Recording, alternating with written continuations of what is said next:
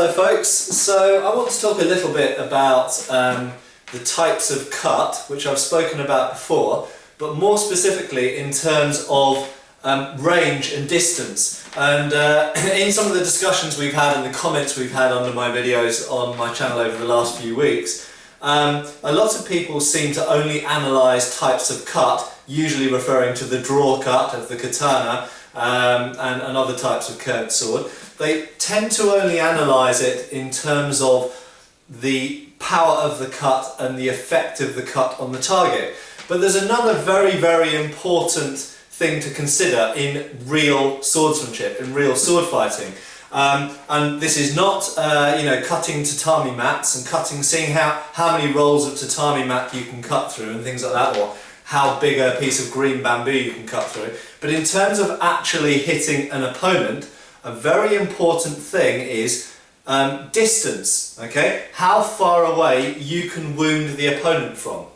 So, to set the scene, we've got draw cuts, push cuts, and what we'll call a chop cut, okay? So very simply, the only real three ways that a blade is going to cut an opponent is either if upon impact it's pulling across and away from the target, which is a draw cut or a pull cut, okay, or as it hits if it's pushing towards the target, which is a push cut. And both of these cut very effectively because edges of anything sharp, really, be it a kitchen knife or a pocket knife or a bowie knife or a saber or a katana or a longsword or a rapier or anything, slice more deeply when they are moving laterally through the target, either pushing or pulling, okay?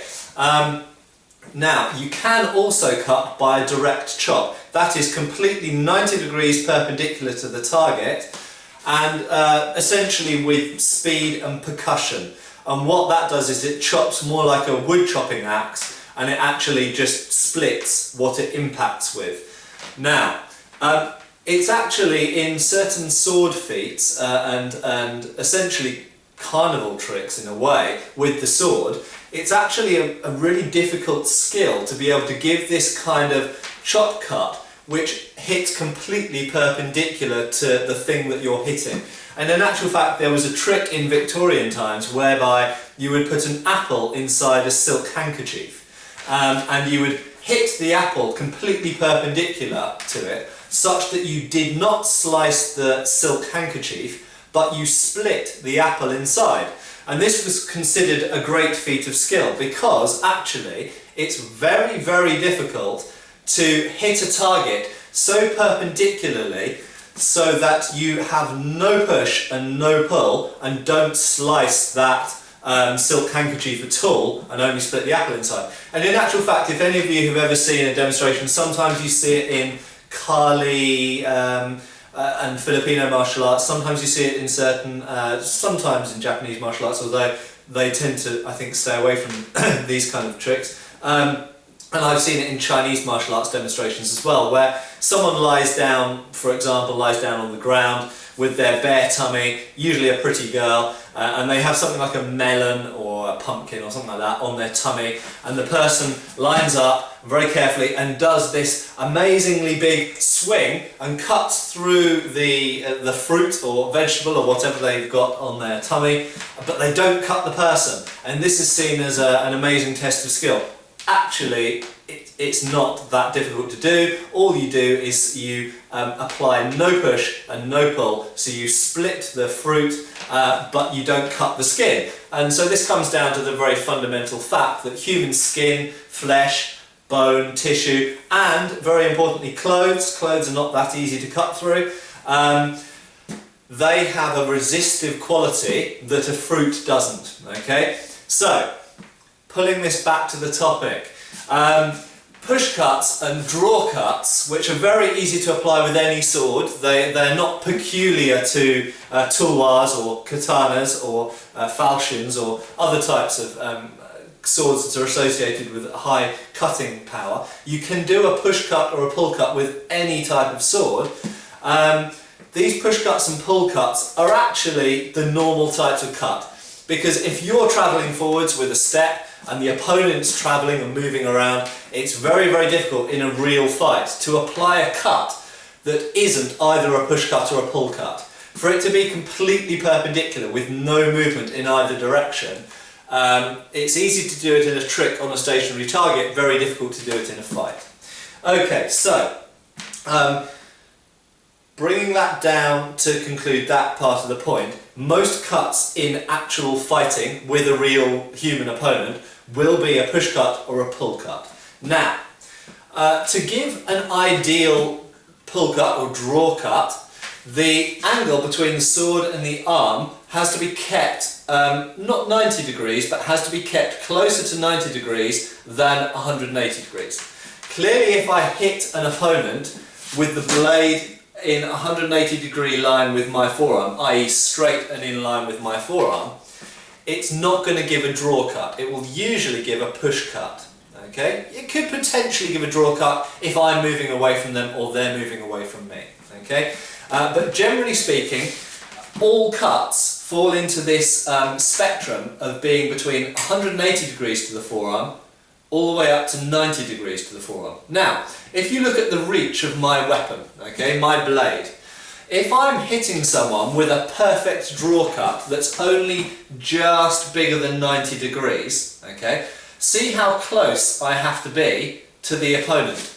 You'll notice it's the same distance essentially as the length of my arm. It's punching distance. So, if we take up a pretty much dedicated cutting sword, our old favourite, the big curved tulwar, we know that from historical accounts that the tulwar, and from the design of the hilt, the tulwar was encouraged to give this drawing cut with almost 90 degrees between the base of the blade and the forearm.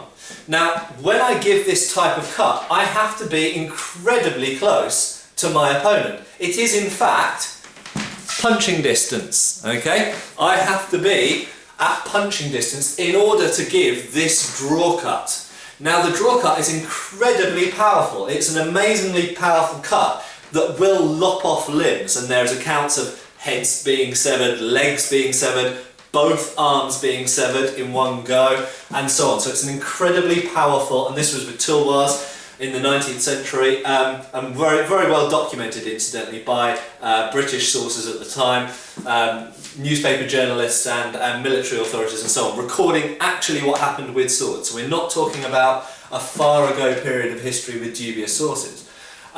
So the curved blade giving the drawing cut at very close range has an amazing power to sever parts of human body, okay? And, you know, equally the katana with the drawing cut has a very powerful drawing cut as well. However, the point that I'm working around to is that you have to be very, very close to the opponent to do this. If we go back to the longsword this time, okay?